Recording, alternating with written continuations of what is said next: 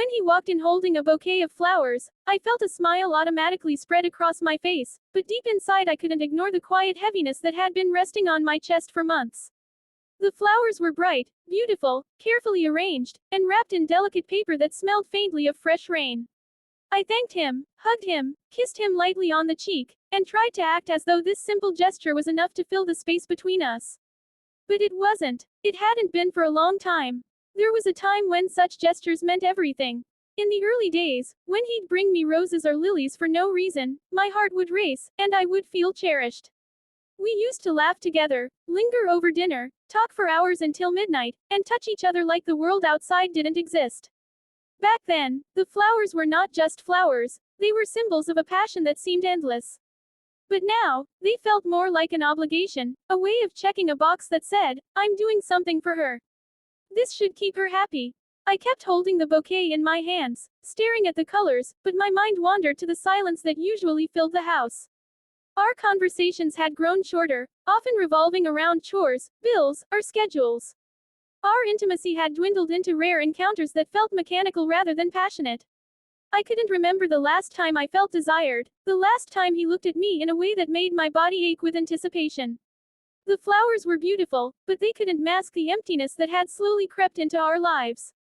As I placed the bouquet in a vase, arranging the stems carefully, I caught myself sighing. It wasn't fair. I loved him, or at least I believed I did, but the version of us I loved belonged to the past. The present felt like I was clinging to a memory, hoping it would somehow bloom again. He stood behind me, smiling as though he had just done something deeply meaningful, and I wanted to feel grateful. I wanted to be touched by the gesture, but instead, I felt hollow. A part of me wondered if I was asking for too much. Maybe flowers and occasional kindness were all relationships turned into after years together. Maybe expecting passion, fire, or even deep conversations was unrealistic. But another part of me, the part that still remembered how alive I once felt in love, refused to accept that this was all I had left. I wanted more than routine. I wanted to feel chosen, pursued, wanted in ways that couldn't be bought with bouquets. Lately, I had found myself noticing the smallest things outside our relationship. The way a stranger's compliment made my cheeks warm, the way a simple smile from someone in passing could stir something inside me. It scared me, because it revealed how starved I was for genuine attention, for that spark that used to be second nature between us. Even when I tried to dismiss those thoughts, they lingered, whispering in the back of my mind. When he placed his arms around me from behind and kissed my temple, I leaned into it, forcing myself to enjoy the moment. I told myself I should be grateful, that many women would kill for a man who still brought them flowers. And yet, my heart ached. I couldn't silence the voice inside me that said these gestures were no longer enough. As I stood there, holding the stems in place, pretending to admire them, a quiet confession stirred inside me. The flowers didn't make me feel loved, they only reminded me of how unloved I had begun to feel. And though I didn't know it yet, this emptiness was about to draw me into something I never imagined I'd allow myself to feel again. The flowers were still on the kitchen counter the next morning, their colors vibrant under the soft sunlight pouring through the window. I tried to convince myself that they were proof of love, but instead, they only made me feel the weight of everything that was missing. I carried them outside, thinking a little fresh air might make them last longer, and that's when I heard his voice. "Those are beautiful," he said, and I turned to see my neighbor's son standing a few steps away, his eyes fixed not on the flowers, but on me. He was young, far younger than I should have ever allowed myself to notice, yet there was something in the way he looked at me that unsettled me. It wasn't just casual admiration, it was sharp, attentive, as if he saw right through me. I smiled politely, brushing his comment off, but he didn't look away. "Someone must really want to impress you," he added, his tone light, teasing, but laced with something heavier. For a moment, I forgot how to respond. My throat tightened, and all I could do was laugh softly, hoping it didn't sound as nervous as I felt. "Yes, well, flowers are always nice," I said, trying to keep my voice even. He tilted his head slightly, a grin tugging at his lips. "Nice, sure, but flowers fade. A man should give you more than something that wilts in a week." The words hit me harder than they should have. It was just a playful remark, yet it carried a weight I couldn't shake. My fingers tightened around the bouquet, and I felt the heat rise to my cheeks. I wanted to tell him he was being inappropriate, that he was too bold, but the truth was I didn't want to. Instead, I felt a strange thrill rush through me, one I hadn't felt in years. I mumbled something about needing to get the vase ready and hurried back inside, but his words lingered like perfume in the air, impossible to ignore. I set the flowers on the counter and pressed my palms against the cool surface, trying to steady myself. Why did it matter what he said? Why did a simple comment from a boy, no, a man, I corrected myself, make me feel something that a whole bouquet from my partner couldn't? That evening, when my husband came home, he asked how the flowers looked in the vase. I smiled and told him they were beautiful. He nodded, satisfied, and turned his attention back to his phone. My lips moved, but my mind was elsewhere, replaying the neighbor's son's voice in my head. A man should give you more than something that wilts in a week. The next day, I saw him again as I stepped outside to get the mail. He was leaning casually against the fence, his hair tousled, a mischievous spark in his eyes. He greeted me as though we shared a secret, though no words had passed between us beyond that one brief exchange. I told myself not to linger, not to invite conversation, but my feet didn't move as quickly as they should have. He asked how the flowers were holding up. I wanted to laugh at the irony, but instead, I simply told him they were fine. He smirked, as if he didn't believe me. The way he looked at me made me feel exposed, as though he knew exactly what was going through my head.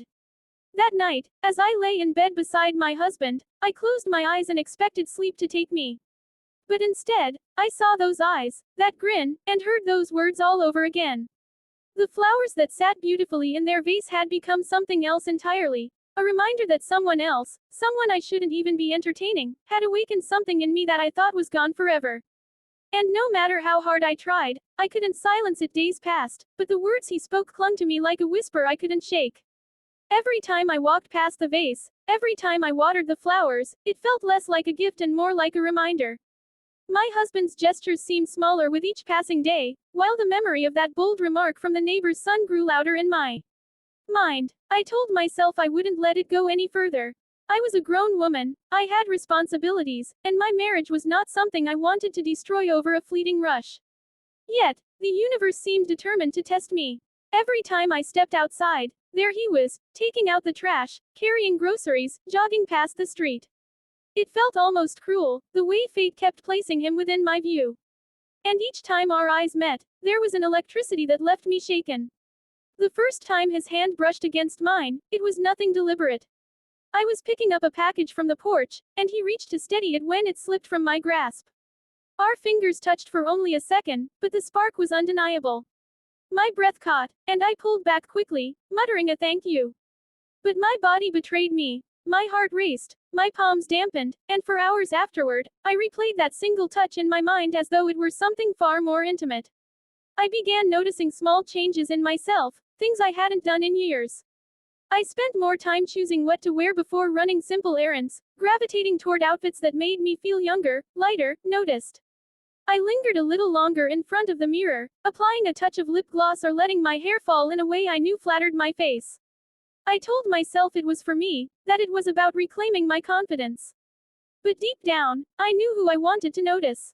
At home, my husband continued his routine. He worked late, answered emails during dinner, and gave me absent-minded pecks on the cheek before bed. He didn't see the difference in me, how I moved differently, how my laughter sounded less forced when I spoke with anyone but him. He didn't notice, or maybe he chose not to. Either way, the space between us widened, and into that gap slipped thoughts of someone else. The neighbor's son grew bolder with time. He'd pause just a little longer when we spoke, his eyes lingering on me in a way that made my pulse jump. One afternoon, he leaned close enough that I could smell the faint trace of his cologne as he joked, "You always look like you're carrying secrets." My lips parted to reply, but no words came. He was right, I was carrying one, though it hadn't yet materialized into action.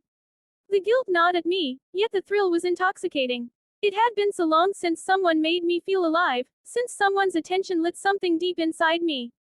I wrestled with my thoughts at night, trying to convince myself it was harmless, that it would never go further than a few charged glances and suggestive words. But even as I told myself that, I knew I was lying. One evening, after a long day, I stepped outside with the flowers still in hand, their petals now beginning to curl at the edges. He appeared again, as though he'd been waiting. His gaze locked onto me, and in that moment, I realized I was standing at the edge of something I wasn't sure I could walk away from. And then, he leaned closer, his voice low, steady, and far too dangerous. You don't have to pretend you're happy, he said. I can see it in your eyes. The truth in his words cut through me, leaving me breathless. I couldn't respond. All I could do was clutch the fading bouquet tighter, my heart pounding as though it was trying to break free from my chest. The flowers were starting to wilt, their once vibrant petals curling inwards as though even they were exhausted from pretending. I thought about throwing them out, but something inside me resisted. They had become more than flowers, they were a symbol of everything unraveling in my life. I carried them outside, maybe hoping that the cool evening air would make them last a little longer, though I knew it was pointless. That's when I saw him again. He was leaning, casually against the fence, his arms folded, the fading sunlight catching in his eyes. When he noticed me, he didn't smile in the way people do out of politeness. His expression was steady, deliberate, as though he'd been waiting for this moment. My hands tightened around the stems, and for reasons I couldn't explain, I didn't turn back inside. You're still holding on to those? He asked softly, nodding toward the bouquet. I managed a small laugh, though it sounded fragile even to my own ears. They're still beautiful, even if they're fading. He stepped closer, closing the space between us until I could feel the warmth radiating off him. His voice dropped lower, every word deliberate. They don't suit you. Flowers die too quickly. You deserve something that doesn't wither. My breath hitched. I looked away, but my body refused to move. The air between us was thick, charged, and I felt as though every choice I had ever made was pressing down on me in that one moment. I wanted to tell him to stop, that he was crossing a line, that I shouldn't, listen to words like that. But before I could, he said something that stopped my heart completely. You deserve to be loved the way I dream of loving you. The world seemed to still around me. The sounds of crickets, the distant hum of traffic, even the breeze against my skin, all of it faded as his words echoed in my chest. My hands trembled, petals slipping loose from the bouquet, falling silently to the ground. I couldn't breathe. No one had spoken to me like that in years. No one had dared to say the very thing I had been longing to hear but didn't even admit to myself. I searched his face, looking for any trace of mockery, but there was none. His gaze was steady, unwavering, filled with a raw honesty that made my knees weak. It wasn't a joke, it wasn't a game, he meant it. And that terrified me more than anything. I forced myself to step back, clutching what remained of the flowers like a shield. I whispered something about needing to go inside, though my voice shook with every word. He didn't stop me, didn't reach out. He just nodded slowly, as if he already knew the war raging inside me. Back inside, I placed the flowers in the vase once again, though they looked emptier than before, stripped of whatever beauty they once carried. My husband sat on the couch, scrolling on his phone, barely noticing me. He asked if the flowers still looked nice. I told him yes, even though my heart was still pounding with the echo of words that weren't his. I stood there, staring at the bouquet, my hands trembling. I knew I was standing on the edge of something dangerous, something irreversible. His confession had lit a fire inside me that I couldn't put out. And yet, I couldn't tell anyone.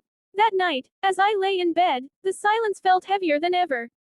The flowers sat by the window, their petals slowly falling, and with each one that landed softly on the table, I thought of him, of the way he looked at me, of the words that had changed everything. I told myself I hadn't done anything wrong, that nothing had happened. But deep down, I knew the truth. Something had happened. Something had shifted inside me, something I couldn't undo. And as I closed my eyes, the flowers became nothing more than a reminder of all the love I wanted but no longer had, and of the dangerous possibility waiting just beyond the fence.